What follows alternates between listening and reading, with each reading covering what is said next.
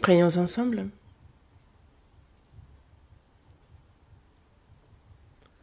Dis notre Père, toi qui nous aimes et qui es miséricordieux. Nous étions éloignés de toi et agissions dans le péché, mais tu as eu pour nous de la pitié. C'est le Seigneur Jésus qui s'est chargé de la malédiction et du jugement que nous devions recevoir, et par le précieux sang qu'il a versé à notre place, il a éternellement lavé nos péchés et fait que nous sommes sauvés. Tu nous as pris pour tes enfants et c'est sans aucun mérite de notre part. Tu nous donnes l'espérance glorieuse de pouvoir entrer dans ton royaume éternel.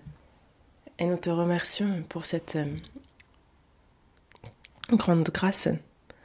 À cette heure, nous qui avons reçu la rédemption éternelle sommes réunis devant toi, Seigneur, pour apprendre ta parole. Merci pour ce précieux temps.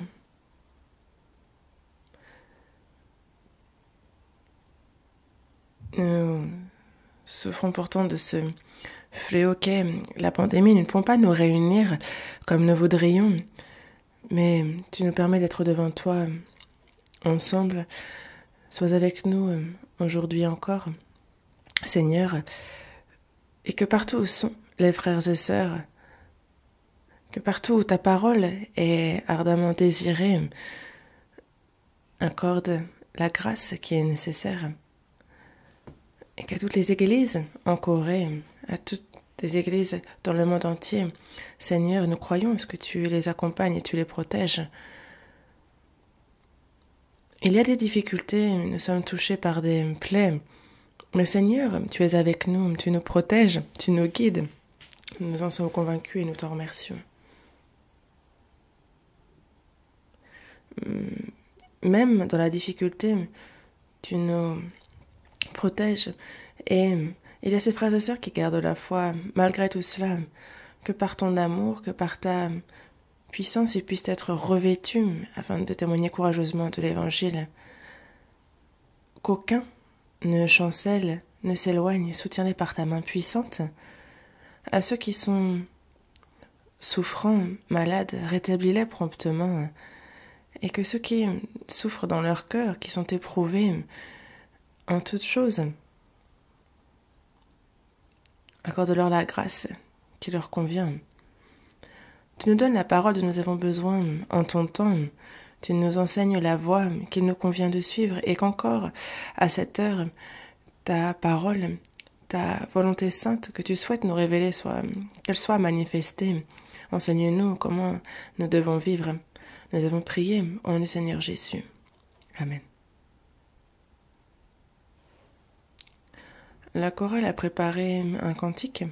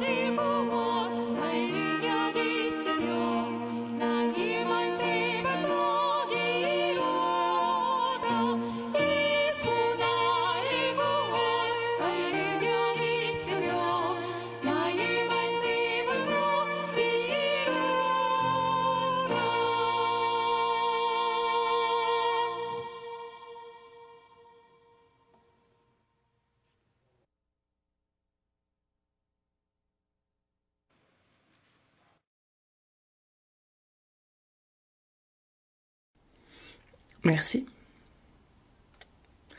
Ouvrons la Bible. Évangile selon Matthieu, chapitre 5.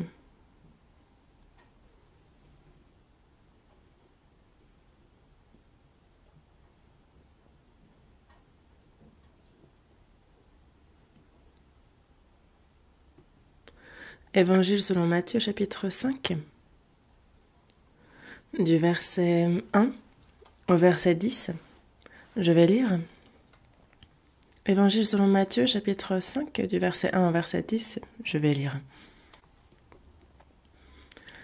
Voyant la foule, Jésus monta sur la montagne, et après qu'il se fut assis, ses disciples s'approchèrent de lui. Puis, ayant ouvert la bouche, il les enseigna et dit, « Heureux les pauvres en esprit, car le royaume des cieux est à eux. Heureux les affligés, car ils seront consolés. Heureux les débonnaires, car ils hériteront la terre. Heureux ceux qui ont faim et soif de la justice, car ils seront rassasiés. Heureux les miséricordieux, car ils obtiendront miséricorde. Heureux ceux qui ont le cœur pur, car ils verront Dieu. Heureux ceux qui procurent la paix, car ils seront appelés fils de Dieu. Heureux ceux qui sont persécutés pour la justice, car le royaume des cieux est à eux. Jusqu'ici.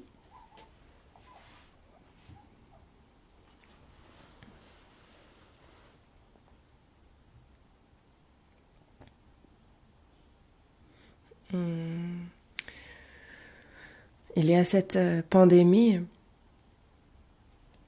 qui s'est répandue donc dans le monde entier, qui fait souffrir beaucoup de personnes, qui en tue un grand nombre aussi, qui fait souffrir également financièrement.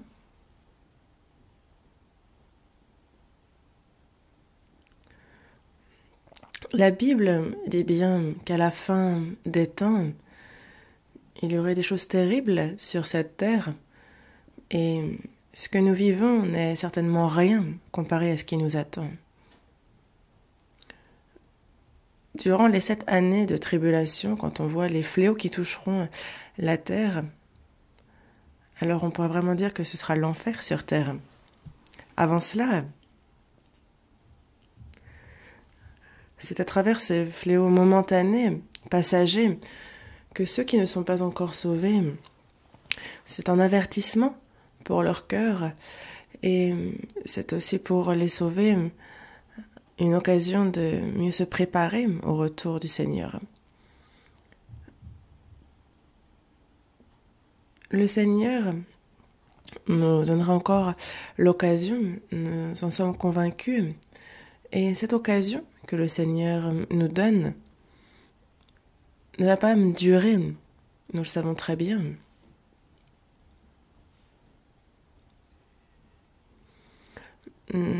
En cette nouvelle année, nous nous sommes beaucoup salués de la manière suivante, n'est-ce pas? Bonne année. Moi-même, on me l'a beaucoup souhaité. Et moi aussi, je souhaitais la bonne année, la bonne santé, que tout se passe au mieux. En fait, on se bénit un peu les uns les autres, car c'est beau, c'est encourageant. Et souhaiter les bénédictions les uns pour les autres, c'est une bonne chose. C'est ce que nous souhaitons que chacun reçoive.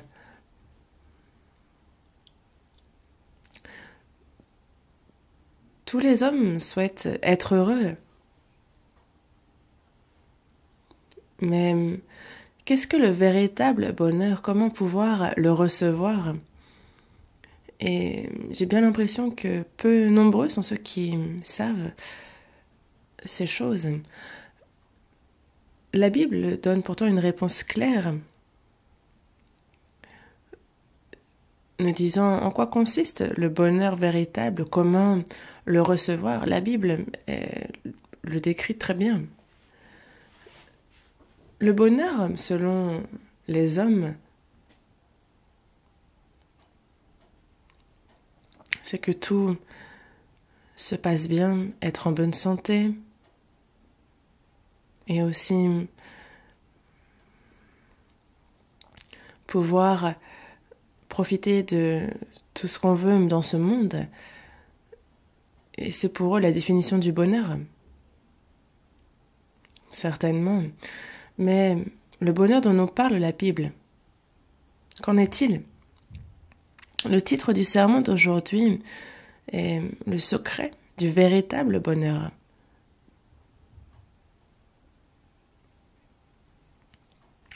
Et ce sont les choses réelles, les choses matérielles, les choses pécuniaires qui intéressent les hommes. Et est-ce que, en recevant tout cela, cela nous rend heureux? On peut vouloir tout cela sans pour autant le recevoir, déjà. Mais les hommes, pour recevoir ces choses-là, vont sans cesse fournir des efforts.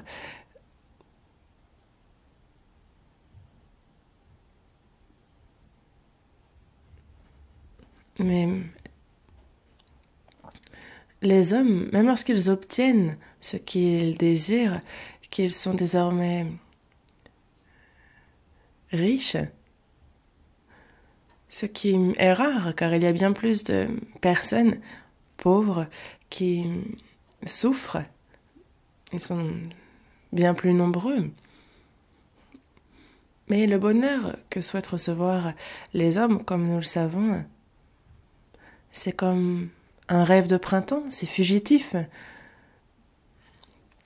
C'est comme un rêve lors d'une sieste, c'est passager.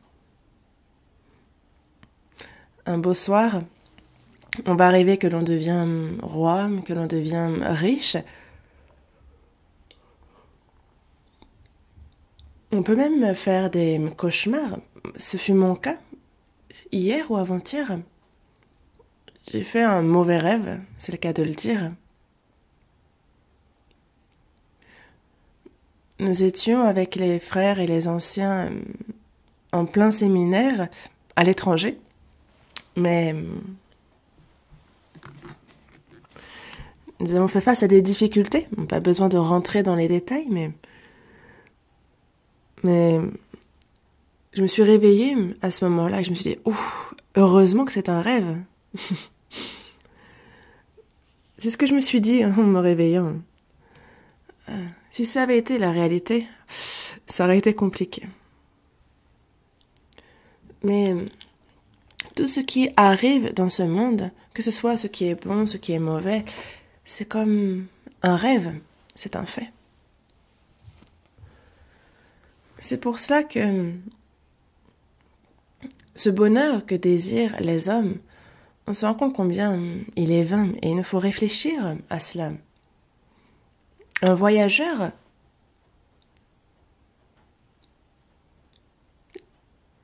ce n'est pas parce qu'il passe une nuit dans un hôtel très confortable qu'il peut dire avoir trouvé le bonheur, car le lendemain, il doit repartir, reprendre la route.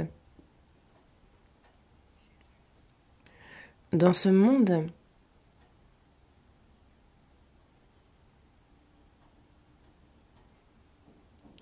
recevoir la gloire, la fortune, la richesse, les honneurs, vivre dans une belle maison, manger de bons petits plats et autant qu'on veut, est-ce que c'est en cela que consiste le véritable bonheur? Et combien de temps cela peut durer?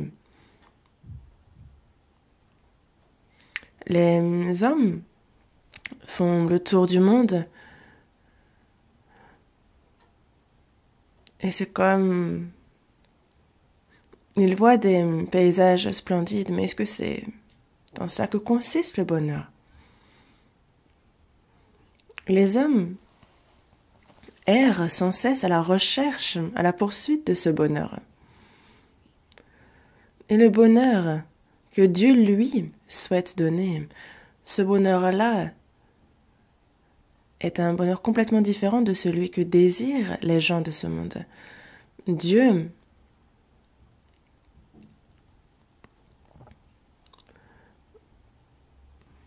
a donné déjà tout ce que l'homme désire à un homme, n'est-ce pas?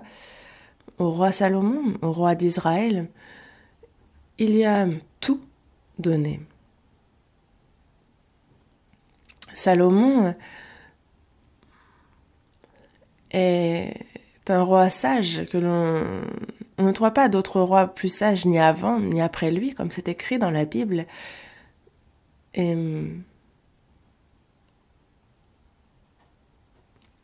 Salomon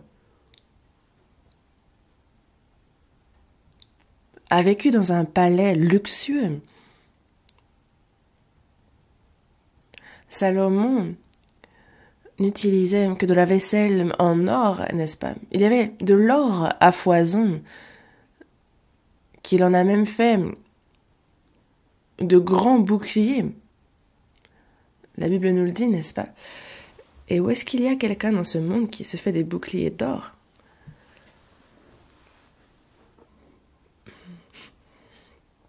Il y eut beaucoup de femmes et de concubines. Et non seulement en argent, mais il est bien dit qu'il s'essaya à tout ce que son cœur l'entraînait, tout ce que ses yeux désiraient. Est-ce que vous pouvez, quand vous voyez une jolie maison, vous dire, bon, elle me fait envie, et vous la prenez? Lorsque vous voyez une femme, un homme qui vous plaît, est-ce que vous dites, ah, imaginons on se dise, ah, il ou elle nous plaît, est-ce qu'elle peut pour autant devenir notre? Non. Mais Salomon a bien tout essayé, tout ce qui passait sous ses yeux, tout ce qu'il a pu essayer, il l'a essayé.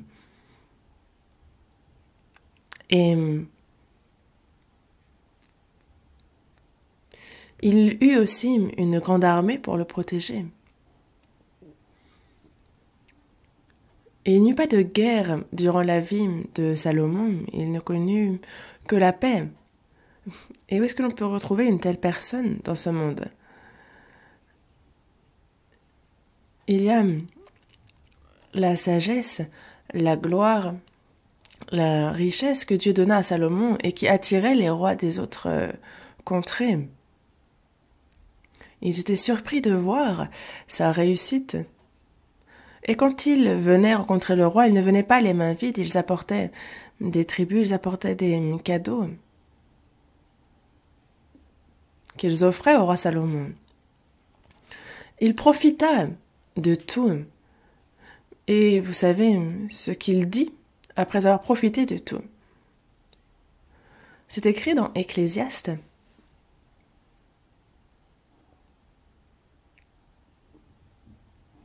Dans Ecclésiaste chapitre 1 verset 2,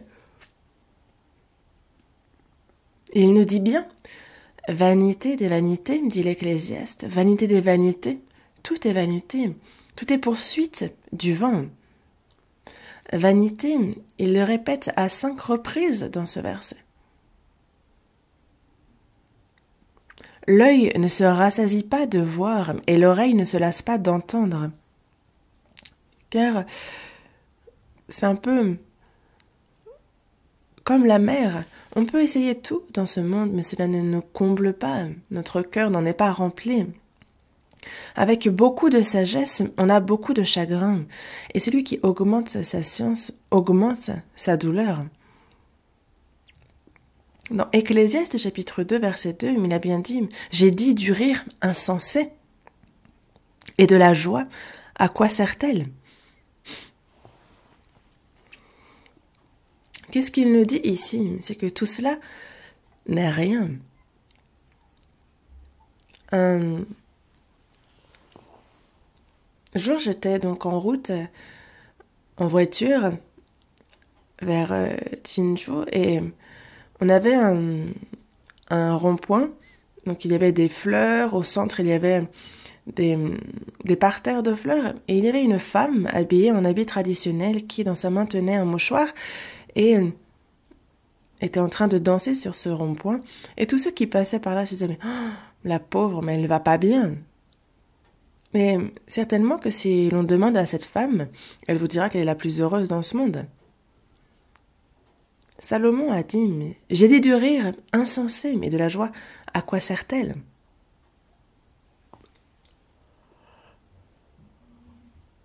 Et c'est ce qu'il dit après avoir profité de tout.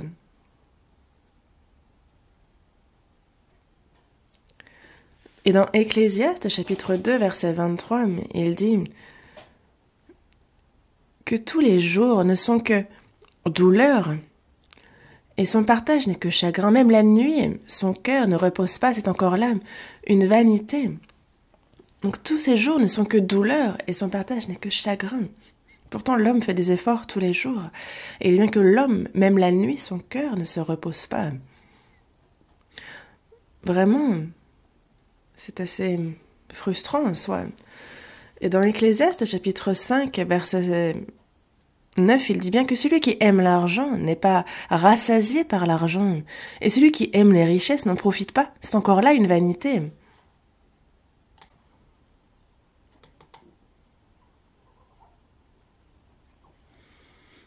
Vouloir devenir riche, donc faire tous les efforts pour gagner de l'argent. L'argent, donc que ce soit l'or, l'argent en soi en tant que métal, mais en fait c'est tout l'argent en soi. On ne peut être rassasié par les richesses. C'est encore là une vanité, parce que celui qui aime les richesses n'en profite pas. Et dans Ecclésiaste, chapitre 9, verset 3, on dit aussi que le cœur des fils de l'homme est plein de méchanceté, et la folie est dans leur cœur pendant leur vie, après quoi ils vont chez les morts. Le cœur des fils de l'homme est plein de méchanceté. Quand on regarde les hommes qui vivent dans ce monde, tout le monde a dans son cœur des désirs. Et si on les laisse suivre ces désirs-là, alors c'est le péché qui est commis. Salomon dit bien que le cœur des fils de l'homme est plein de méchanceté et la folie est dans leur cœur pendant leur vie. Après quoi ils vont chez les morts. C'est l'argent qui les rend fous. Le plaisir, l'autorité, les femmes, pour d'autres, c'est les hommes. Et ils ont complètement perdu l'esprit à cause des choses de ce monde. Le divertissement. Et ils sont fous, complètement fous de toutes ces choses. Et la folie est dans leur cœur pendant leur vie, après quoi ils vont chez les morts. Et donc ils vont en enfer, après avoir poursuivi ces choses. Et il y a un article de journal que j'ai retrouvé et j'ai noté parce qu'il m'a vraiment surpris. C'est un vieil article, c'était le Hangul-ilbo, c'est le quotidien de la Corée qui date du 9 février 1994. Donc, je suis retombée là-dessus. Et c'est un article sur une grande fortune mondiale. C'est un Allemand qui avait à l'époque 57 ans et s'est suicidé. Mais cet homme donc avait un appartement et un jardin de 15 000 mètres carrés. Aux États-Unis, il avait à peu près 25 immeubles à San Francisco, auxquels on peut ajouter 4200 appartements et jardins. À Atlanta, il avait 53 immeubles.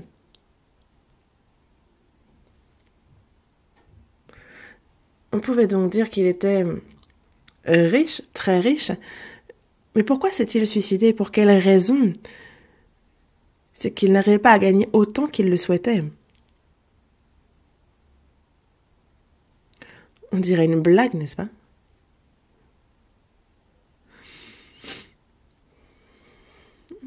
Il aurait pu dévorer le monde entier, qu'il n'aurait pas été satisfait. Il y a ces conflits, cette insécurité. Napoléon a cherché à conquérir le monde. disant même que dans son dictionnaire ne figurait pas le mot impossible. Oh, quel homme! Mais il perdit à Waterloo, fut exilé à Sainte-Hélène, et a conclu par dire qu'il avait échoué. Et ce fut la fin. Hitler lui-même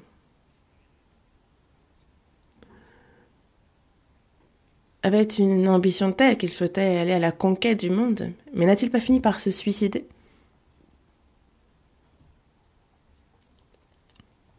Les politiciens se suicident, les riches se suicident, les acteurs célèbres se suicident. Et ce sont des choses que vous voyez, n'est-ce pas? Pourquoi? En eux, il y a les conflits, l'insatisfaction, la crainte.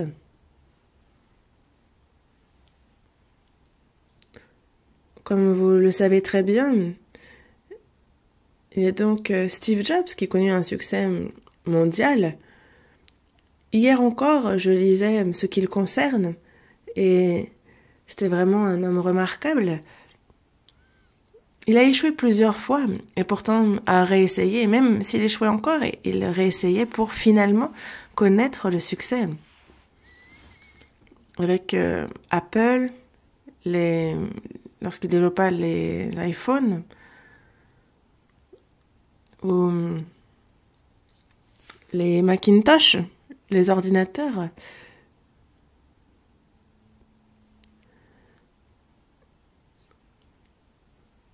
Et donc il gagna et rassembla une grande fortune. Mais c'est à 56 ans, c'est à l'âge de 56 ans qu'il quitta ce monde au suite d'un cancer du pancréas. C'était en 2011, ça ne fait pas si longtemps. Mais ce qu'il dit avant de mourir, c'est que moi j'ai été complimentée, félicitée par beaucoup de gens. Mais en fait, quand je quitte le travail, donc c'est là où vraiment il ne sait plus où donner de la tête, tellement il était occupé.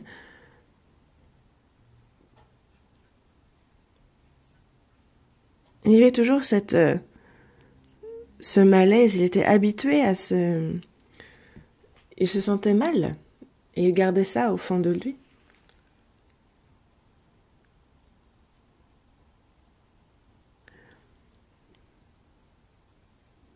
Et finalement, toutes ces richesses de ce monde ne mettent pas, alors que la mort, elle, s'approche.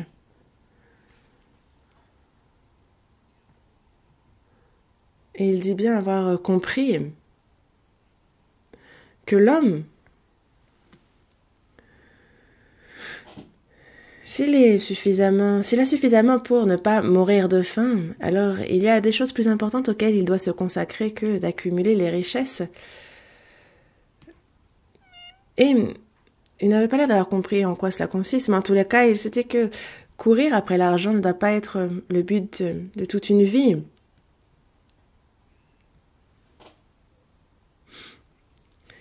Qu'il ne faut pas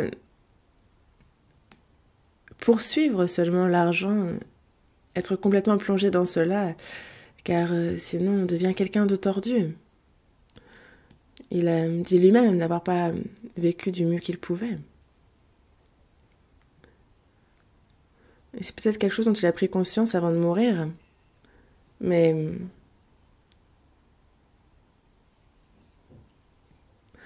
les gens de ce monde, on voit ce qu'ils poursuivent. Et c'est ce qu'a connu Salomon. Et Salomon dit de toutes ces choses que c'est la folie, que c'est vain, que c'est la poursuite du vent. Dans Job, chapitre 21, verset 7, il est dit « Pourquoi les méchants vivent-ils? Pourquoi les voit-on vieillir et accroître leur force ?» Ils ajoutent à leur fortune constamment. Ils laissent courir leurs enfants comme des brebis, les enfants prennent leurs ébats, ils chantent au son du tambourin et de la harpe, ils se réjouissent au son du chalumeau.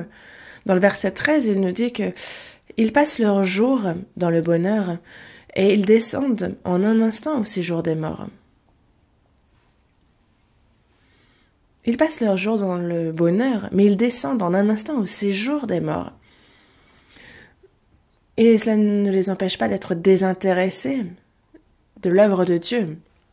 Ils disaient pourtant à Dieu, « Retire-toi de nous, nous ne voulons pas connaître tes voies. » Et donc ce bonheur est faux, vain, et décrit comme étant de la folie, comme nous le dit la Bible.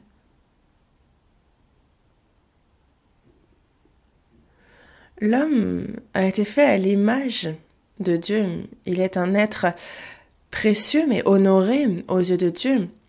Et donc ce ne sont pas ce que la chair demande qui doit être la priorité. Il y a autre chose plus importante. L'appétit, le désir sexuel, la soif d'honneur, l'ambition sont un peu les désirs de cette chair. Dans la première épître de Jean, chapitre 2, verset 16, il est dit que la convoitise de la chair, la convoitise des yeux, l'orgueil de la vie, ça ne vient point du Père, mais ça vient du monde.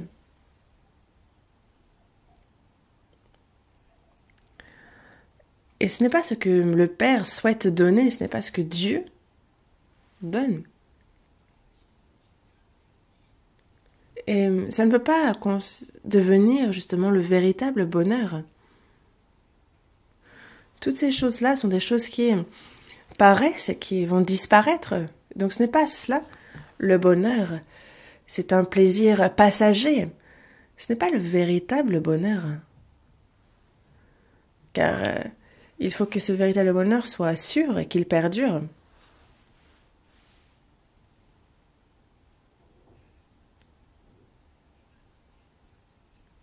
L'homme créé à l'image de Dieu, donc il y a les désirs de l'âme, de l'esprit. En quoi consistent ces désirs? Dans Romains, chapitre 1, verset 19, il est dit que ce qu'on peut connaître de Dieu est manifeste pour eux, Dieu leur ayant fait connaître. Donc on a ce cœur religieux qui cherche Dieu. Et donc dès qu'il y a des hommes, il y a une religion. La religion en soi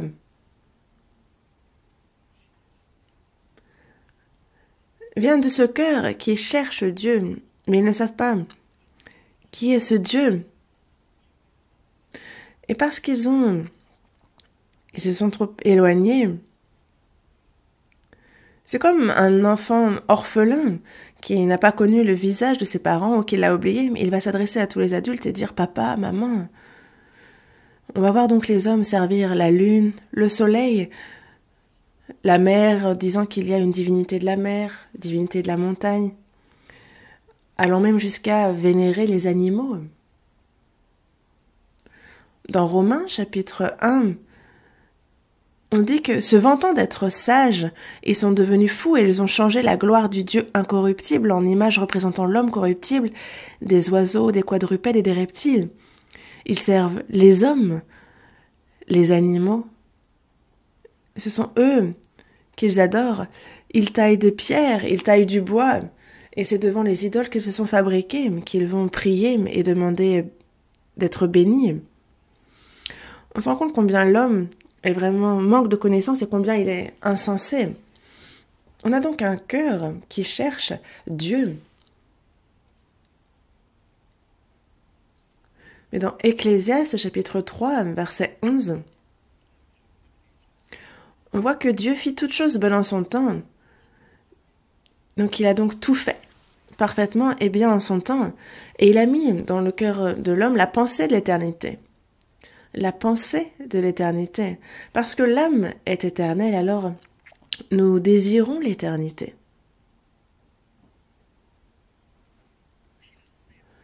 La chair, elle, poursuit les choses réelles, les choses charnelles, les choses matérielles. C'est ce qu'elle poursuit. Mais l'âme, l'esprit, ce sont les choses divines, les choses éternelles et spirituelles. La vie éternelle, l'espérance, c'est ce que désire l'âme. Les animaux sont tout à fait satisfaits lorsque les désirs de la chair sont comblés. Il suffit qu'il y ait l'environnement, de quoi manger, un mâle et une femelle, et ils n'en demandent pas plus, ils sont vraiment satisfaits. Mais même avec tout cela, l'homme, lui, n'est pas satisfait. Pour quelle raison? C'est que l'homme a l'âme, il a l'esprit. Et cette âme, justement, veut connaître Dieu, se retrouver dans ses bras, et sans recevoir la vie éternelle, sans recevoir l'espérance, alors elle ne peut trouver sur cette terre la paix, être bien. Sans cette espérance et cette certitude de pouvoir entrer dans le royaume de Dieu, alors elle ne connaîtra pas cette paix parce que Dieu n'a pas donné cette terre aux hommes afin qu'ils y vivent éternellement. Ce n'est pas ça qu'il leur donne. Et l'homme ne pourra connaître le véritable bonheur tant qu'il n'aura pas justement cette assurance, cette espérance du royaume des cieux. Imaginez un enfant qui a perdu sa mère, il pleure en criant « maman », en la cherchant partout. Et cet enfant, si on lui donne à manger, si on lui donne des jouets, si on le revêt de beaux habits, est-ce que vous pensez que ça va le calmer? Peut-être que pendant un moment, ça va le détourner, mais après, il va repenser à sa mère et dire « Maman !» Et ce cœur qui a de la crainte ne disparaîtra pas tant qu'il ne sera pas dans les bras de sa mère. Mais les gens de ce monde ont quitté Dieu. Et c'est justement avec les choses de ce monde qu'ils cherchent à combler cette pensée de l'éternité, ce désir de retrouver Dieu. Et c'est pour ça que dans les Proverbes, chapitre 14, il est bien dit qu'au milieu même du rire, le cœur peut être affligé et la joie peut finir par la détresse. Même quand on rit, on peut être affligé, et même quand on est dans la joie, on peut finir par la détresse. Il y a de cela quelque temps déjà, j'étais à Yosu pour un séminaire, et il y a une île qui s'appelle Ondon, et donc il faut y aller en bateau, il y a de grandes vagues, enfin, il y a une île ainsi qui est très belle, et en fait nous y sommes allés, et on y a vu des femmes habillées en habits traditionnels, tout à fait bien habillées, mais qui étaient allongées dans la rue, complètement ivres. Et les gens qui passaient disaient « mais vous êtes allés trop loin !»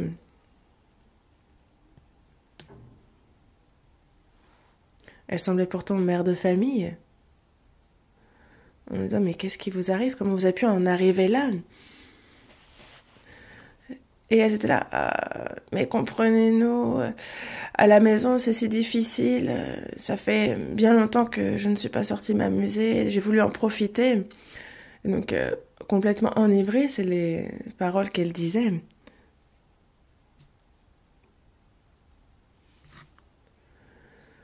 Et il y a peut-être la belle-mère, semblable à un tigre. Peut-être son beau-père qui doit être peut-être alité. Et chaque jour, il y a le mari,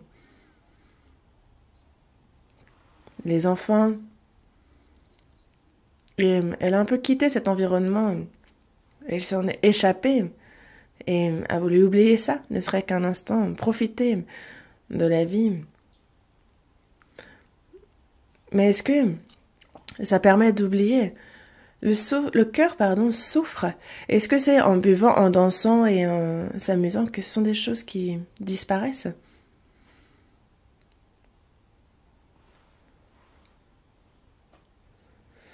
C'est un peu comme un médecin qui donnerait le mauvais diagnostic pour son patient. Un malade proche de la mort, s'il lui donne le mauvais traitement, alors Par exemple, alors qu'il s'approche de la mort, s'il dit ça ira. Par exemple, moi, je connais quelqu'un dont le médecin a fait un mauvais diagnostic, lui a donné les mauvais médicaments, et il en a souffert durant au moins 10 ans.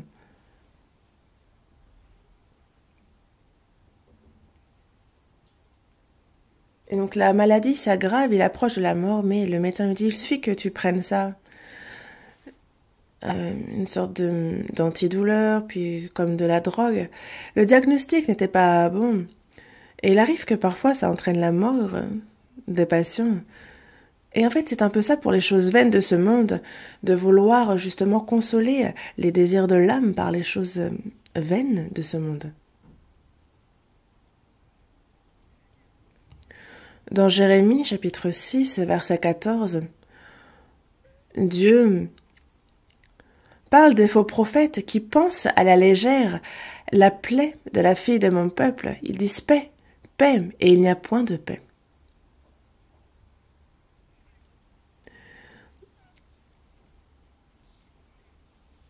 Ayant quitté Dieu, c'est la mort et le jugement qui les attendent. Mais on leur dit, ça va, il n'y aura pas paix, paix, mais il n'y aura pas de souffrance, il n'y aura pas de trouble.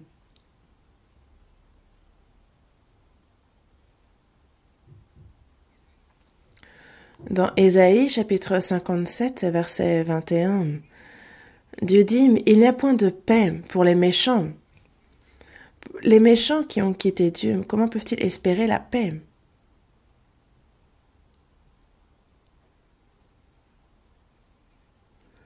Les pécheurs égarés, éloignés de Dieu, s'ils réussissent dans leurs affaires,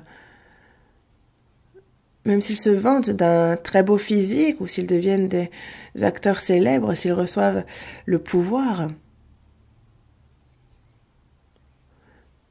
si un politicien devient un remarquable politicien ou un grand connaisseur et qu'il soit respecté par les autres, est-ce que c'est en ça que l'on peut connaître le vrai bonheur? Toutes choses sont momentanées, apparaissent et vont disparaître. Toutes ces choses-là font partie de ces choses passagères. Dans ce monde, ils vont poursuivre les choses vaines. Et l'homme, s'il ne connaît pas Dieu, alors son âme, à cause des péchés,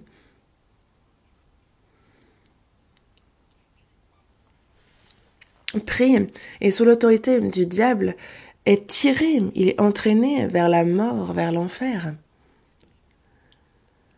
Et c'est par une fausse paix qu'ils essaient de penser cette plaie. Dans ce monde, et tout ce que ce monde contient, c'est seulement pour essayer de consoler la chair. Et en cela, c'est vain.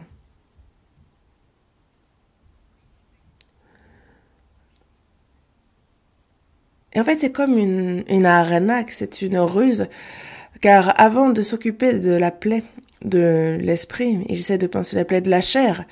C'est ainsi que le diable nous trompe, voulant nous remplir de toutes les choses de ce monde. Mais c'est un mensonge, c'est la fausseté.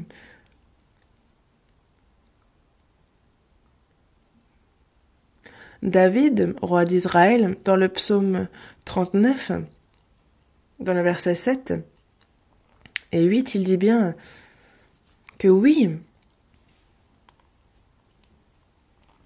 l'homme se promène comme une ombre, il s'agite vainement, il amasse et il ne sait qui recueillera.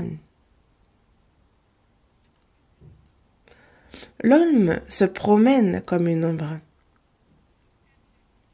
Il s'agite vainement, il amasse, et il ne sait pas qui recueillera. Maintenant, Seigneur, que puis-je espérer? En toi est mon espérance. David est un grand roi qui gouverna sur Israël, mais il a bien dit, Éternel, dis-moi quel est le terme de ma vie, quelle est la mesure de mes jours, que je sache combien je suis fragile. Il avait conscience d'être vraiment fragile et combien les choses de ce monde étaient vaines et combien elles étaient fausses. Ça, il le savait. Maintenant, Seigneur, que puis-je espérer? Je n'espère en plus rien, seulement en toi est mon espérance.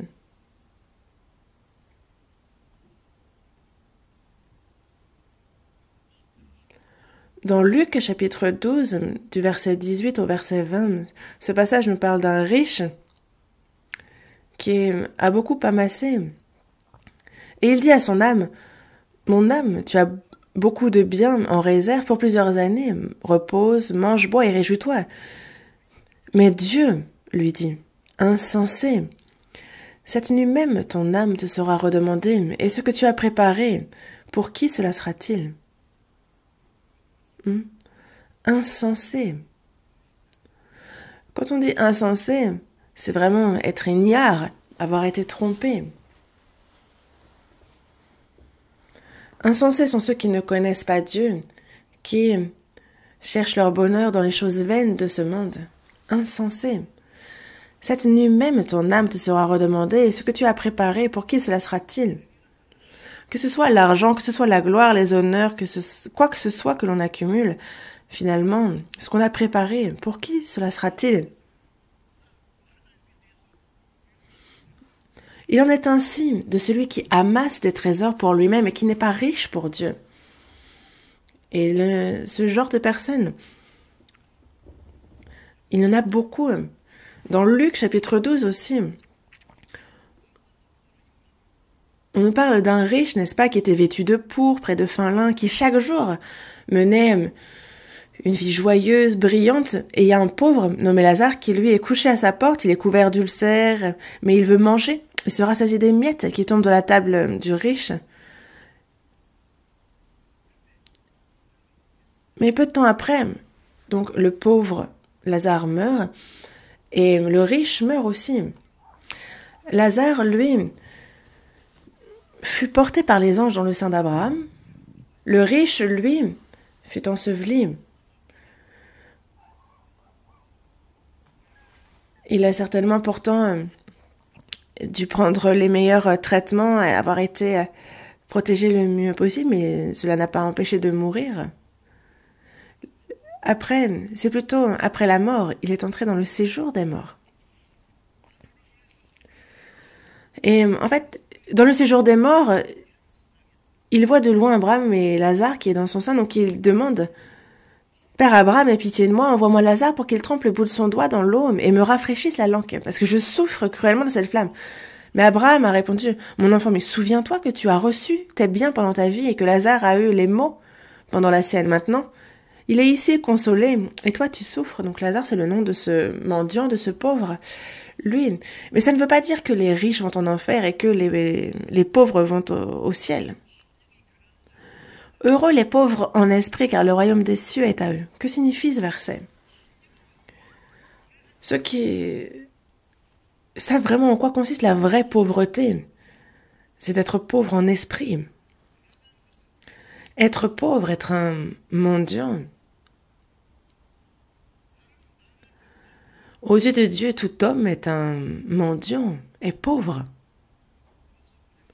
Dans Ecclésiaste, chapitre 5, verset 14, il est dit que, comme il est sorti du ventre de sa mère, il se retourne nu, ainsi qu'il était venu, et pour son travail, n'emporte rien qu'il puisse prendre dans sa main. Dans la première épître à Timothée, chapitre 6, verset 7, il est dit que nous n'avons rien apporté dans le monde, et il est évident que nous n'en pouvons rien emporter. Steve Jobs l'a dit aussi. J'ai gagné beaucoup d'argent, mais je n'ai même pas le temps d'en emporter un centime. Est-ce que cela m'appartient finalement? Ce que tu as préparé, pour qui cela sera-t-il? Insensé.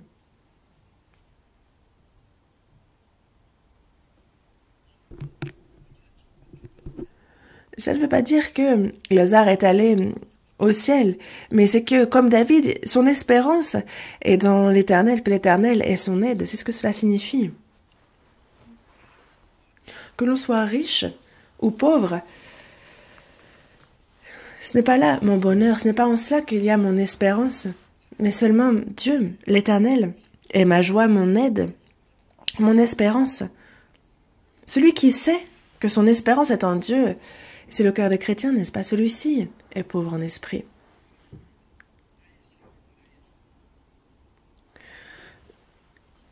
Une fois sauvés, nous savons que, justement, le Père est tout pour nous et que les choses de ce monde sont vaines.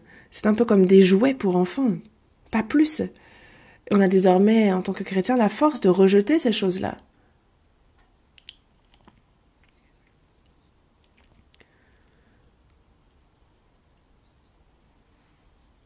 Et donc on peut ne pas tout posséder dans ce monde et pourtant être satisfait.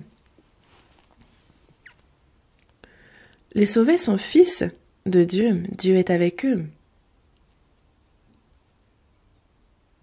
Et on a l'espérance glorieuse de pouvoir entrer dans son royaume éternel. Et c'est dans Lazare, c'est pareil. Les chrétiens sur cette terre ont beaucoup de souffrances, d'épreuves. Mais leur joie est en Dieu et ils vivent en s'appuyant sur l'aide du Seigneur. Ils se réjouissent en lui. Et justement, nous recevrons la rétribution aussi dans les cieux. Et en fait, le riche a profité au cours de sa vie. Et il souffre désormais dans le séjour des morts. Dans Jacques chapitre 5,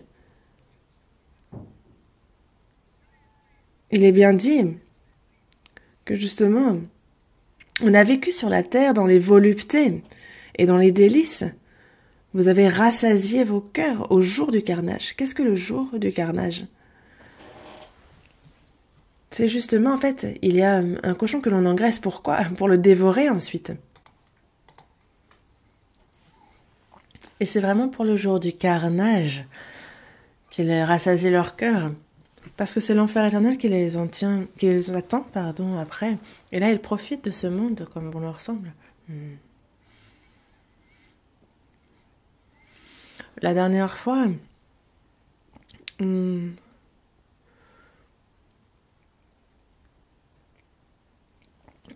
a donc vu que il y a un avion qui a voulu atterrir le soir, de nuit, à Guam, et il a heurté une montagne, c'est donc écrasé, et c'est tout le monde dans l'avion, que ce soit l'équipage ou que ce soit les passagers, tout le monde est mort. Et on a vu un article de journal après, je me souviens de cet article, car il y avait une famille coréenne qui a gagné beaucoup d'argent à force de travailler aux États-Unis et ils avaient désormais suffisamment pour vivre à l'aise. Ils sont donc retournés en Corée, ont acheté une belle maison et ont voulu faire voyager, désormais profiter un petit peu. Ils sont donc revenus en Corée et leur premier voyage était à destination de Guam. Et toute la famille est décédée dans le crash. Et c'est vrai qu'en voyant cet article, je me suis vraiment dit, ça fait de la peine. Mais est-ce qu'il n'y a que eux qui font de la peine? Ceux qui ne savent même pas en quoi consiste le véritable bonheur, l'espérance, la vie, et qui ne font que poursuivre les choses de ce monde et qui souhaitent obtenir par là le bonheur, toutes ces personnes-là aussi sont insensées et sont des riches misérables. De nos jours, même avec cette pandémie, il suffit de connaître, par exemple, on vit à une époque où même les maladies les plus graves, quand on en connaît la cause, on a des traitements, et donc c'est assez simple d'en guérir. Il y a la crainte, il y a les murmures, en fait, tout ce qui est, tous les soucis de l'homme. On a donc les maladies qui soient physiques ou mentales, mais aussi une maladie bien plus importante, celle de l'esprit, de l'âme. Ceux atteints de maladies mentales, ce n'est pas les traitements pour le corps qui vont les guérir, et il en va de même. Selon, comme nous le dit la Bible, tout homme est atteint d'une maladie mortelle. Quelle maladie? La maladie du péché, qui fait non seulement périr la chair, mais qui conduit surtout en enfer. Et donc cette maladie mortelle qui touche tous les hommes. Mais c'est une maladie dont les médecins de ce monde n'arrivent pas à diagnostiquer et qu'aucun traitement de ce monde ne peut soigner. La Bible nous dit bien, elle nous le diagnostique bien, le salaire du péché, c'est la mort. La mort, c'est-à-dire la seconde mort, celle qui jette dans l'étang de feu. Et il n'y a que Dieu qui puisse guérir cette maladie.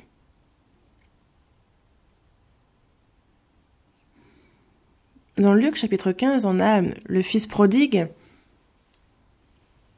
qui, après avoir hérité de sa part venant de son père, il a tout dépensé, dilapidé à l'extérieur. Il allait mourir de faim. Il aurait bien voulu se rassasier des carouges que mangeaient les pourceaux qu'il garde, mais personne ne lui en donnait.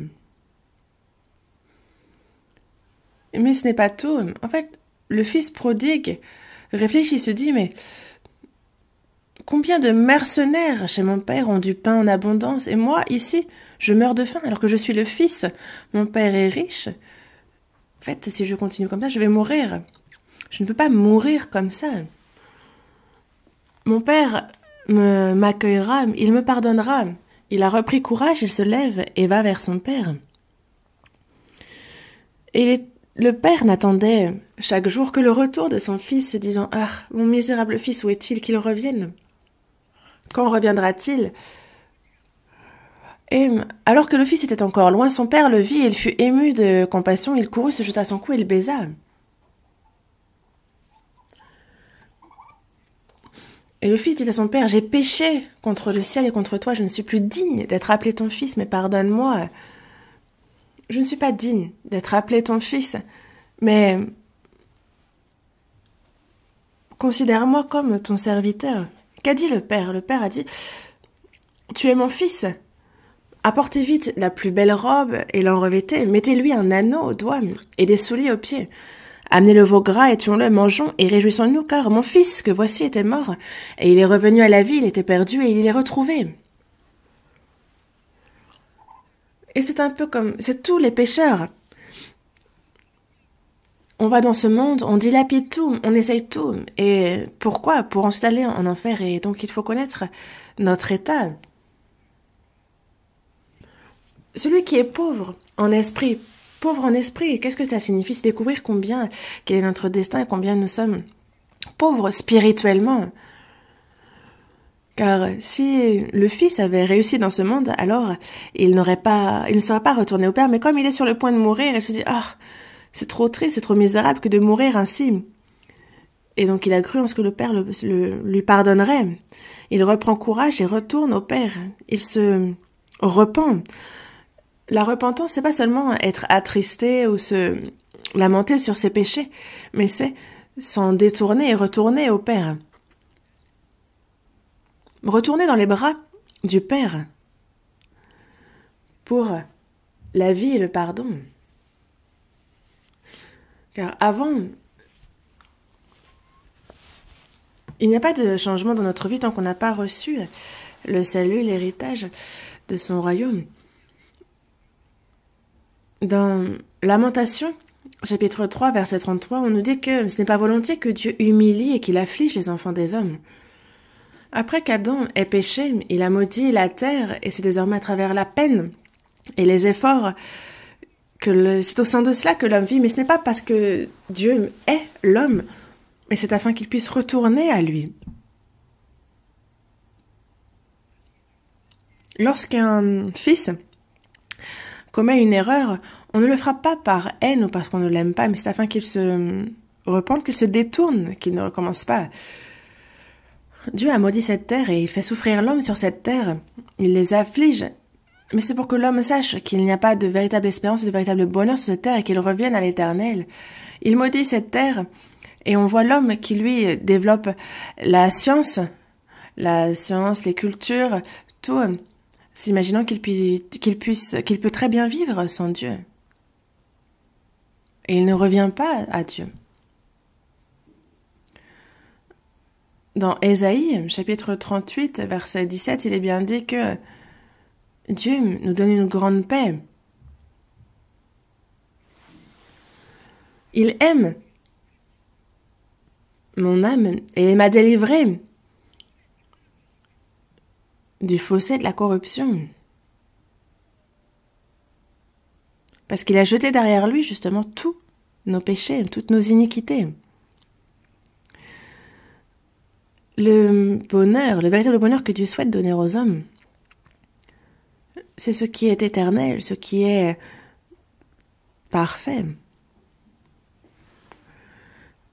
Mais le bonheur que les hommes souhaitent recevoir et le bonheur que Dieu souhaite donner sont complètement différents.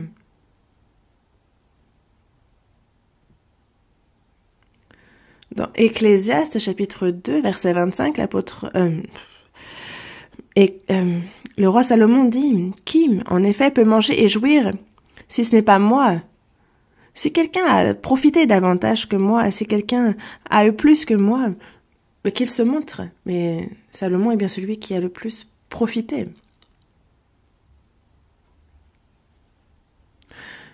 Et nous le savons, les politiciens, quand ils sont haut placés, ils parlent fort, mais est-ce qu'ils ont l'air heureux ? Ils sont véritables malheureux si on regarde bien. On voit qu'ils ne sont pas heureux.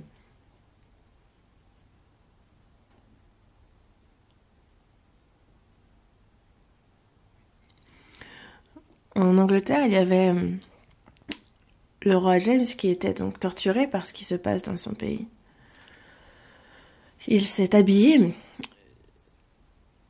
d'habits du peuple, il est sorti en cachette de son palais et il est allé en campagne sur une colline,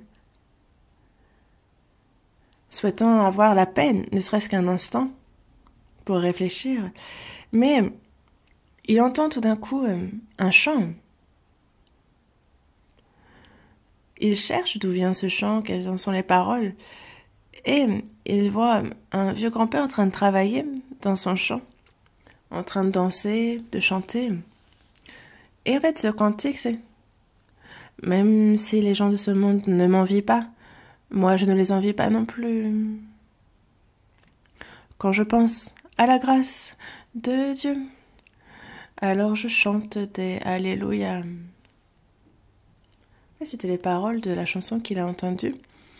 Et en fait, l'empereur James s'approche, ça surprend le vieillard, parce que c'est un noble qui apparaît, il est près de minuit, il arrête donc de chanter.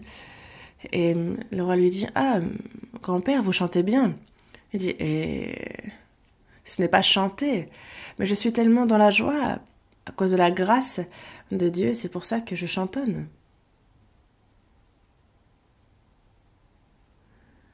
Et il y a donc le roi qui sort de sa poche une carte de visite et qui dit « Grand-père, demain, venez chez moi à midi, s'il vous plaît. » Mais le grand-père ne sait pas lire. Il me dit « Oh oui, oui. » Le soir, il vient se vanter à sa femme, il dit « Ah, j'ai chanté. » Et il y a un noble qui est venu me voir en me disant « Ah, il me complimente, disant que je chante bien. » Et m'invite à venir manger chez lui demain. Il m'a donné cette carte. Et la grand-mère fait « Mais c'est le roi.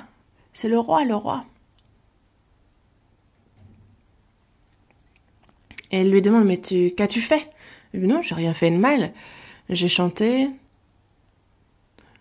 J'étais tellement content de la joie qu'il me donne mon Seigneur, et il ne pouvait pas ne pas y aller. Et c'est pour cela que, même si c'était des habits vieillis, il les a lavés proprement et est allé chez le roi. Le roi dit de venir, on ne peut pas refuser. Et donc il y a les serviteurs qui attendent, le roi aussi. Et donc le roi les accueille chaleureusement. Il accueille ce grand-père. Disons, grand-père, j'ai une faveur à vous demander, merci de l'exaucer. Est-ce que vous pouvez rechanter ce que vous chantiez hier?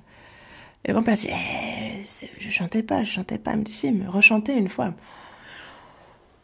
Et donc le grand-père rechante. Même si les gens de ce monde ne m'envient pas, moi je ne les envie pas non plus. Quand je pense à la grâce que le Seigneur sur la croix a fait, alors je chante des Alléluia. Il chantait ça. Et justement, l'empereur James dit, grand-père, j'aimerais avoir la même paix que vous avez. Moi, je suis au roi, mais je n'ai pas cette paix. J'aimerais croire en ce Dieu auquel tu crois, grand-père. Disant à ses serviteurs qu'il faut aussi tous croire en ce Dieu-là. Et l'empereur James, justement, est celui qui a demandé cette traduction, la King James Version. Il est donc célèbre pour avoir demandé cette version. Dans tous les cas, on peut très bien être pauvre, on peut ne rien posséder, on peut ne pas être reconnu par ceux qui nous entourent, peu importe. Une personne qui a connu la grâce de Dieu a justement cette paix, cette joie venant de l'espérance glorieuse que l'on a reçue et qui n'est incomparable aux choses de ce monde. Il y a cette joie éternelle que Dieu donne. Salomon dit bien, tu mets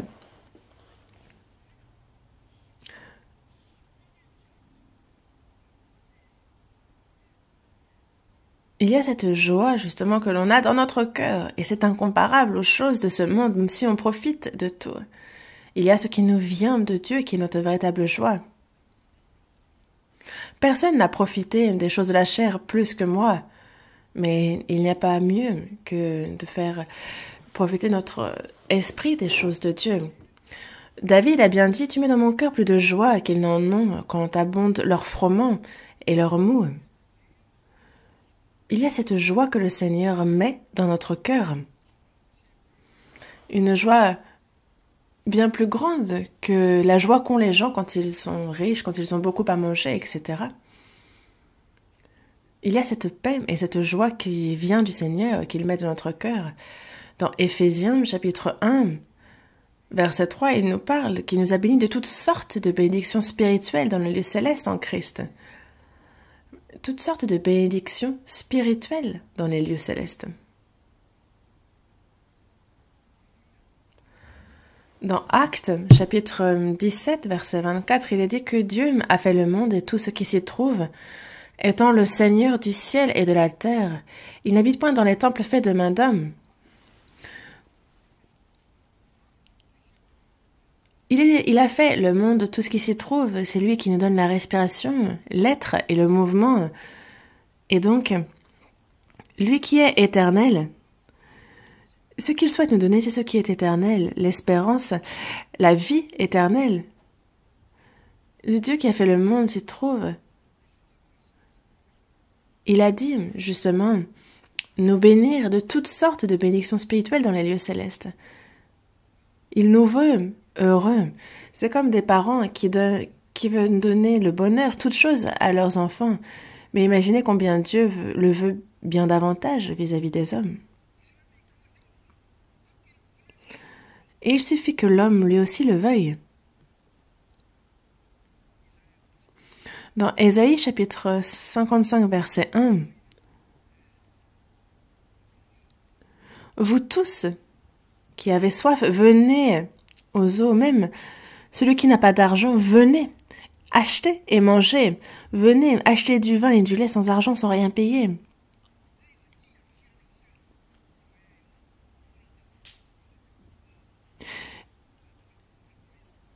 Pourquoi vous efforcez-vous pour des choses qui ne vous satisferont pas?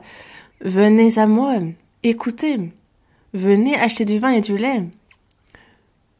Sans argent, sans rien payer.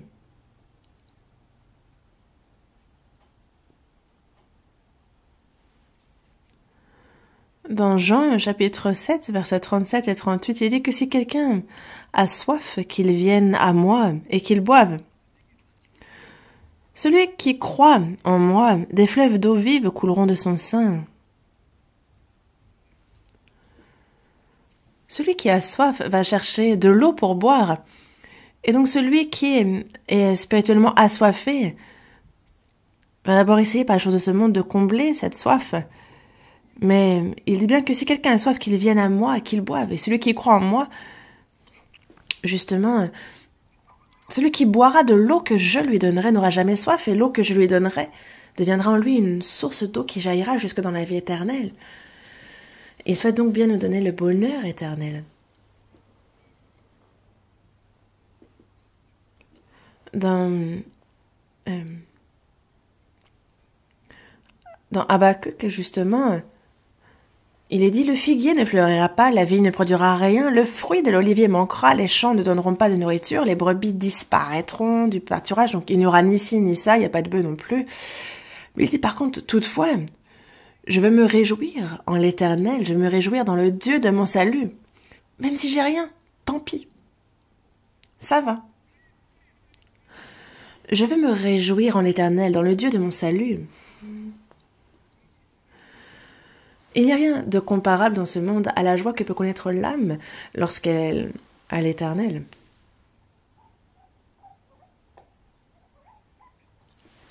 Dans la première épître de Pierre, chapitre 1, verset 8, l'apôtre Pierre nous parle d'une joie ineffable et glorieuse pour ceux qui croient, alors que on l'aime sans l'avoir vu, on croit en lui sans le voir encore, mais on se réjouit d'une joie ineffable et glorieuse.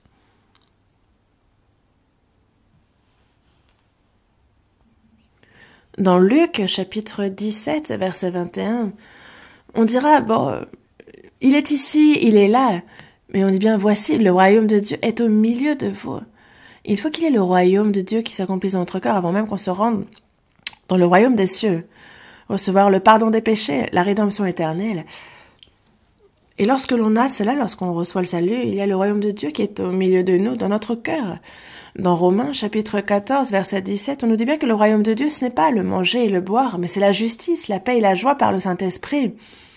Ce n'est pas le manger et le boire, ce n'est pas se réjouir de ces choses-là, mais c'est par le Saint-Esprit, la justice, la paix, la joie, par le salut.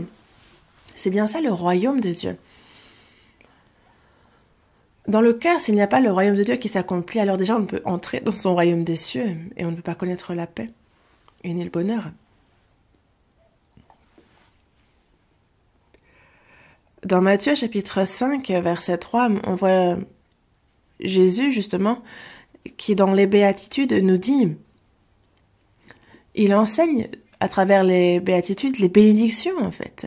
Et c'est le premier sermon, c'est un peu les premières paroles que que le Seigneur adresse dans son ministère en disant « Heureux les pauvres en esprit, car le royaume des cieux est à eux. » Pauvre en esprit, qu'est-ce que cela signifie?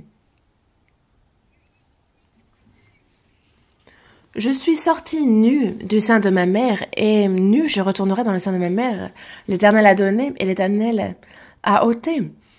Savoir cela. Nous sommes venus les mains vides et nous repartons les mains vides. Nous sommes un mendiant, nous sommes un sans-abri, oui. Aux États-Unis, on a les homeless qui n'ont pas de maison, ceux qui vivent dans la rue.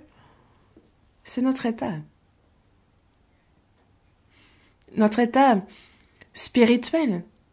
Nous avons quitté le Père, nous errons dans les rues. Nous sommes vraiment comme des mendiants, de misérables mendiants. Et il faut donc savoir quel est notre état spirituel. Comme l'enfant prodigue se rend bien compte qu'il est en train de périr en ayant quitté son père. Et c'est cela, être pauvre en esprit. On se rend compte que déjà, charnellement, on est complètement misérable. C'est vrai que quand on réfléchit à la chair, déjà, on peut bien manger, boire, profiter des choses de ce monde, mais tout ça, ce sont des arnaques, tout ça, ce sont des tromperies. C'est un peu comme un médecin qui donnerait à quelqu'un atteint d'une maladie mortelle de l'antidouleur, disant ça va, ça va, ça va. Qu'est-ce qui va? C'est comme un prisonnier condamné à la peine de mort. Est-ce que vous pensez qu'il peut se réjouir en mangeant ou en buvant? Non. C'est comme un patient, un malade qui, même si on lui montre de très bonnes choses, s'il sait qu'il est voué à la mort, est-ce que vous pensez qu'il pourra y prendre plaisir? Tous les hommes sont condamnés à mort. Ce sont des patients atteints d'une maladie mortelle. Et pourtant, ils cherchent dans ce monde leur plaisir. Et donc savoir que l'on est misérable, non pas seulement charnellement, mais aussi bien plus spirituellement. C'est cela être pauvre en esprit. Pauvre en esprit. Et c'est les pauvres en esprit que Dieu bénit. Quand on a vraiment touché le fond, alors il nous montre le chemin pour aller dans son royaume. Dans Matthieu chapitre 19, on va chercher ce passage. Évangile selon Matthieu chapitre 19, verset 23.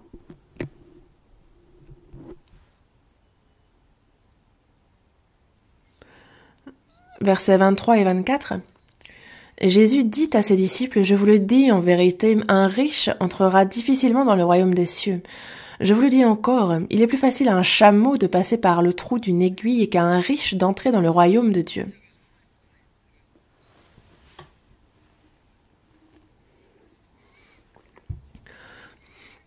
Il est donc un riche entrera difficilement dans le royaume des cieux. Je vous le dis encore, il est plus facile à un chameau de passer par le trou d'une aiguille qu'à un riche d'entrer dans le royaume de Dieu. Les riches n'y entrent pas, c'est ce qui est dit. Regardez le président de Samsung. Il pose la question, mais pourquoi on dit que les riches vont en enfer, qu'ils ne peuvent pas entrer dans le royaume des cieux? C'est pas que les riches vont, parce qu'ils sont riches, ils vont en enfer, c'est parce que ils pensent que l'argent les protège. C'est en l'argent qu'ils se confient, c'est en eux qu'ils cherchent leur protection, pensant qu'avec ils peuvent tout faire. Et c'est pour ça qu'ils ne retournent pas à Dieu. Et à cause des choses du monde dont ils abondent, ils ne ressentent pas la fin de leur âme, de leur esprit. Et ils n'y réfléchissent pas jusqu'à ce qu'ils passent la mort. Les riches, matériellement, s'ils sont pauvres en esprit, ils peuvent très bien entrer dans le royaume de Dieu s'ils se rendent compte que l'on vient les mains vides et que l'on repart les mains vides. Si l'on est conscient de combien nous sommes un pécheur, misérable, toute personne peut être sauvée. Mais il y a ceux qui sont pauvres charnellement, mais qui sont riches dans leur cœur, se disant qu'il faut qu'à l'avenir, ils gagnent beaucoup d'argent. Ils sont riches dans leur cœur. Riches en esprit, ce sont les riches en esprit qui ne peuvent entrer dans le royaume de Dieu. Ne réalisant pas combien ils sont de pécheurs misérables, combien ils sont misérables, et sans prendre conscience de cela, personne n'entre dans le royaume des cieux. Voyons dans Apocalypse, chapitre 3.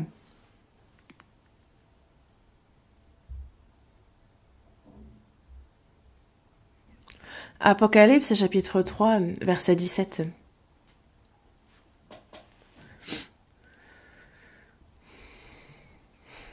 Parce que tu dis, je suis riche, je me suis enrichi, et je n'ai besoin de rien, et parce que tu ne sais pas que tu es malheureux, misérable, pauvre, aveugle et nu. L'église de Laodicée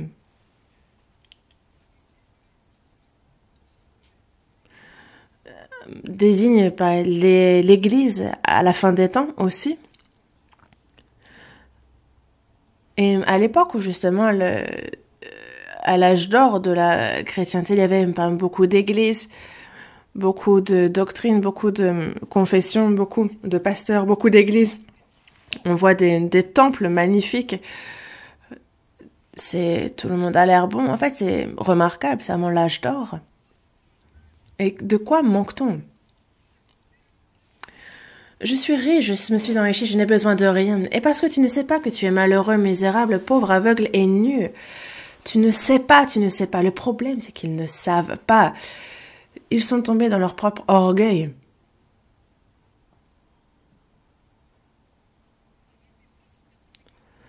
Abraham s'est vu nu et c'est pour ça que Dieu a pu le revêtir de l'habit de peau. Il faut savoir que l'on est nu, que l'on est un malheureux pécheur, misérable, pauvre. Mais il y a ceux qui sont tombés dans leur propre arrogance. Dans Jean chapitre 8, verset 41, on voit les Juifs qui disent « Ah, Dieu est notre Père. Nous avons un seul Père, Dieu. » Dans le verset 44, Jésus leur dit « Vous avez pour Père le diable. Et vous voulez accomplir les désirs de votre Père. »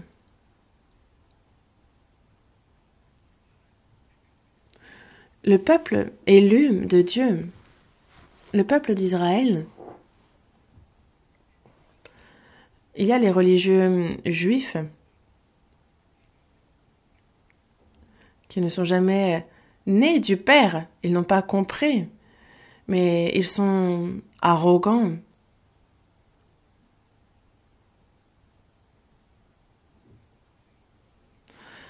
Il dit, nous avons un seul Père, Dieu, mais Jésus leur dit bien, vous avez pour Père le diable. Dans Apocalypse, chapitre 2, verset 9, on nous parle justement de ces soi-disant riches. En fait, ceux qui se disent juifs et ne le sont pas, mais qui sont une synagogue de Satan. Ils disent être le peuple élu, le peuple de Dieu, mais ce n'est pas le cas, c'est une synagogue de Satan. Et il y a ceux qui se disent chrétiens, ceux qui se disent enfants de Dieu et qui ne le sont pas. Ils sont bien plus nombreux à se dire juifs et à être de faux, de chrétiens et à être de faux chrétiens. Sans avoir même la foi de la taille d'un grain de sénévé, mais ils se méprennent s'imaginant être des grands hommes de foi. Sans avoir même connu, fait l'expérience de la nouvelle naissance, se disant être élus, avoir été choisis. S'imaginant que, alors qu'ils sont des pécheurs à courir en enfer, qu'ils seront récompensés dans les cieux. Non. Comment une telle personne qui s'imagine être riche aux yeux de Dieu peut-elle être sauvée? Il faut être pauvre en esprit. Savoir que nous sommes misérables, pauvres, pécheurs, charnellement, et encore plus spirituellement.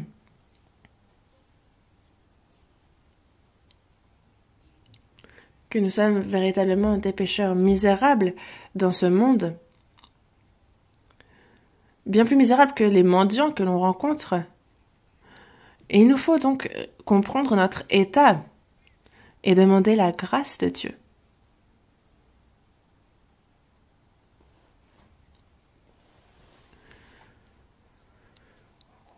Si on veut recevoir les richesses de Dieu, son royaume comme héritage, alors il faut savoir combien nous sommes pauvres aux yeux de Dieu, combien nous sommes de grands pécheurs à ses yeux.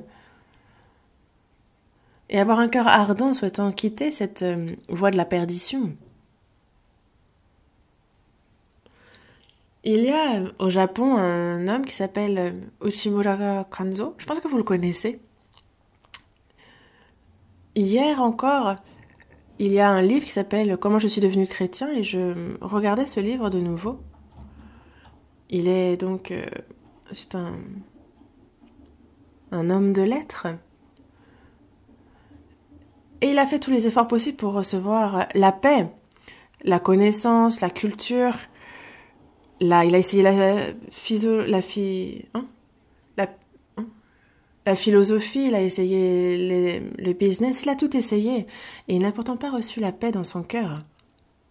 Mais un beau jour, il a compris la grâce de Dieu dans la Bible, il reçut l'assurance du salut et nous explique comment il connut la paix ensuite. Oui, c'est comme ça. On peut tout essayer dans ce monde. Au final, cela peut nous donner la paix et le repos. Il n'y a pas de bonheur véritable dans ce monde. Pour ce qui concerne mon témoignage, c'est quand j'étais en CM1, CM2. En fait, c'est la guerre de Corée qui a éclaté. Et en fait, notre village a pris feu. Donc, on n'avait plus de maison, rien à manger, pas d'argent, rien. Et en CM2, j'ai commencé à travailler pour gagner de l'argent. Je vendais des friandises, des bonbons, des glaces. Après, je cirais les chaussures. Et en fait, c'est moi qui ai gagné l'argent, que ce soit du collège jusqu'au lycée, jusqu'à l'école de théologie. Et je me suis dit aussi, moi je vais travailler, je vais me serrer la ceinture et je vais réussir. Je vais gagner de l'argent aussi.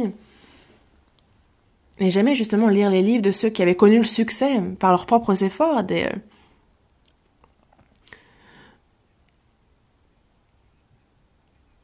Et de la sixième, j'ai commencé à aller à l'église et j'ai vraiment été fervent, j'étais vraiment zélé. Désormais, j'étudiais la Bible et je me suis dit, ah, il faut vraiment que j'évangélise. J'étais dans une école de théologie. Et le samedi, je prenais mon petit baluchon et je parcourais toute la Corée pour évangéliser avec zèle. Et c'est vrai que je ne faisais rien d'autre que de lire la Bible. Je me suis dit, au moins, même si je ne sais pas faire autre chose, je vais bien connaître la Bible. Et je pensais qu'au ciel, je serais au rang de devant. Même à l'école de théologie, déjà, on m'avait confié une église dans laquelle je prêchais, alors que je n'étais pas encore diplômée. Et les gens me complimentaient pour ma foi, disant ah, il a une bonne foi. Et je pensais réellement, et on me le disait, ah, lui, il sera assis devant dans le royaume des cieux. Mais ce qui était surprenant, c'est que, pourtant, j'avais toujours ces désirs vis-à-vis du monde. J'enviais toujours beaucoup de choses. Quand je voyais des riches vivre bien, quand je voyais de jolies maisons, je disais, mais moi, je vivrais quand dans de telles maisons? En fait, j'enviais beaucoup de choses. De l'extérieur, je frappe le bureau, je chante des cantiques au rythme, mais la souffrance à l'intérieur était toujours là. Et je ne savais même pas que c'était une contradiction, que c'était paradoxal. Mais dans Jean chapitre 3, verset 3, j'ai vu que si un homme ne naît de nouveau, il ne peut voir le royaume de Dieu. Et j'ai écouté ça. Et à travers ce verset, j'ai réalisé que je n'étais pas sauvée. J'avais beau chercher, je n'avais pas connu le salut. Et donc, si je meurs, je vais en enfer.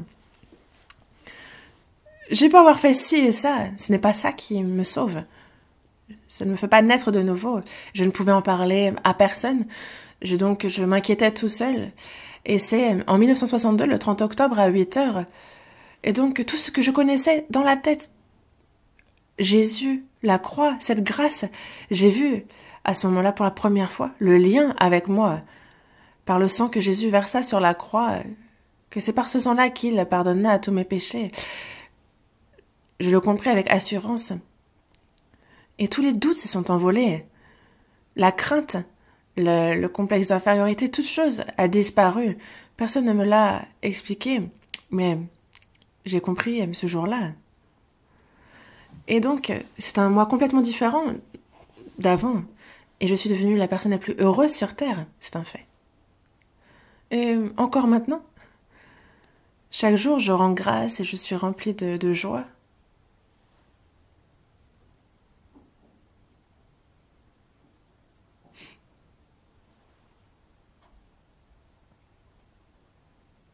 Cette foi certaine dans le royaume des cieux, en cette espérance, c'est mon bonheur. Il a mis en moi, il a semé le bonheur.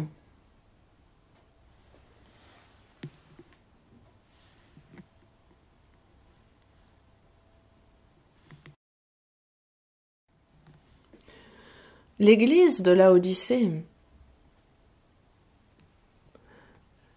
s'imagine être riche, enrichie, n'avoir besoin de rien.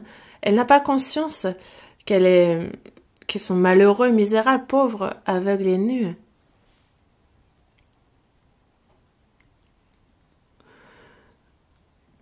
Et donc, ceux qui sont matériellement riches, certes, mais surtout ceux qui le sont spirituellement, ceux qui disent ah, je suis riche, je suis enrichi, je n'ai besoin de rien, qui ne savent pas qu'ils sont malheureux, misérables, pauvres, aveugles et nus. C'est pourtant la première chose qu'il faut comprendre.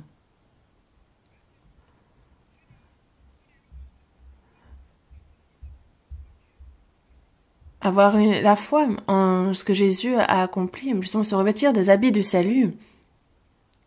Il faut donc recevoir la richesse qui vient de Dieu. Dans la seconde épître aux Corinthiens, chapitre 8, on nous parle justement, vous connaissez la grâce de notre Seigneur Jésus-Christ qui, pour vous, s'est fait pauvre, de riche qu'il était, afin que par sa pauvreté vous fussiez enrichis. Lui, il s'est fait pauvre pour que nous, on soit riches.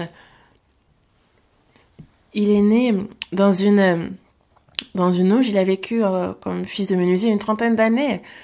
Et il n'avait rien pour lui. Est-ce qu'il y a plus pauvre que Jésus? Il a tout emprunté. La haute salle, l'âne. Durant 3 jours aussi, c'est une tombe qu'il emprunte. Il n'avait que sa croix.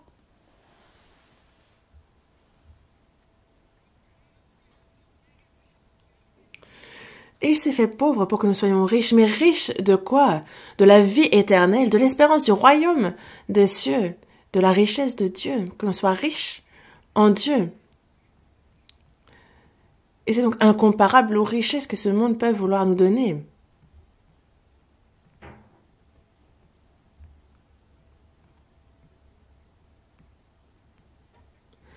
Dans Tite, chapitre 2, verset 13, on nous parle de la bienheureuse espérance, la manifestation de la gloire du grand Dieu et de notre Sauveur Jésus-Christ, la bienheureuse espérance que nous avons reçue. Et c'est pour ça que dans Deutéronome, chapitre 33, verset 29, on nous dit « Tu es heureux, Israël, qui est comme toi, un peuple sauvé par l'Éternel. » Les chrétiens sont vraiment ceux qui sont heureux. Que tu es heureux, qui comme toi, un peuple sauvé par l'Éternel. Nous sommes donc heureux en Dieu. Mais ceux qui ont reçu ce bonheur-là cherchent à s'enrichir dans ce monde, à profiter du luxe. Est-ce qu'on va envier les choses de ce monde? Non. Ce sont des choses que nous pouvons mépriser dans ce monde. Désormais, c'est comme l'apôtre Paul, on peut ne pas être dans la veille, dans le péril, on peut être affamé, frappé, emprisonné, nu, et on peut même nous tuer. Mais nous pouvons nous réjouir, justement parce que nous sommes sauvés, heureux de cette espérance, du salut qu'il nous a donné. Et c'est ce qui nous permet de surmonter toutes les souffrances dans ce monde. Car le jour du retour du Seigneur est proche, et donc jusqu'à ce jour-là, on supporte grâce à ce bonheur qu'il a mis en nous. Nous patientons et vraiment nous espérons ce jour de son retour. Ceux qui n'ont pas encore ce bonheur doivent désirer ardemment justement ce salut, doivent prendre conscience combien ils sont pauvres en esprit. Car la bénédiction que Dieu réserve aux pauvres en esprit est grande. Il a choisi les pauvres aux yeux du monde pour qu'ils soient riches en la foi. C'est ce que Dieu veut, que l'on soit riche en la foi, même si l'on est pauvre aux yeux du monde. Et ceux qui ne sont pas sauvés ne peuvent comprendre ce bonheur-là. Ils regardent la richesse du monde et les envient, mais non, il n'y a rien à envier, rien à espérer, rien à craindre de ce monde.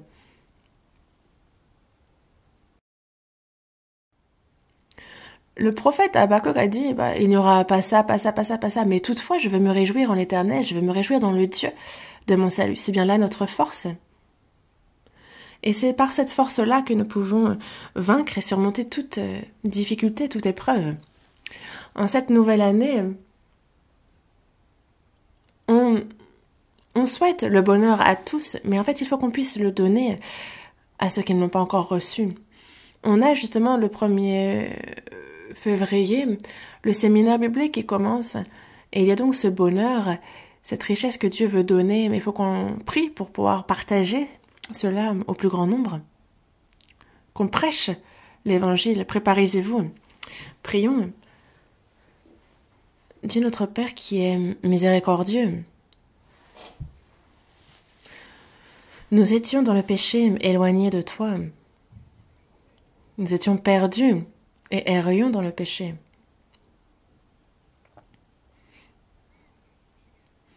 À tes yeux, nous étions de misérables et pauvres pécheurs, mais nous te remercions, Seigneur, de nous avoir sauvés.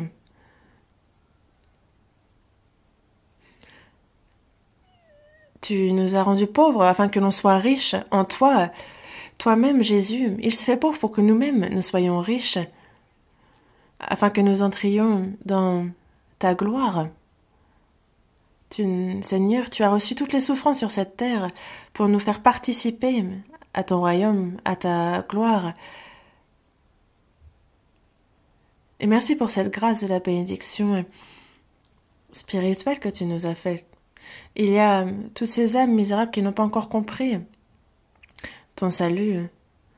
Aide-nous à pouvoir leur transmettre cette espérance, ce véritable bonheur. Dans peu de temps commence le séminaire biblique. Que de nombreuses âmes puissent être sauvées. Utilise chacun de nous selon ta volonté et précieusement pour que, à travers nous, des âmes soient sauvées. Nous avons prié au nom du Seigneur Jésus. Amen.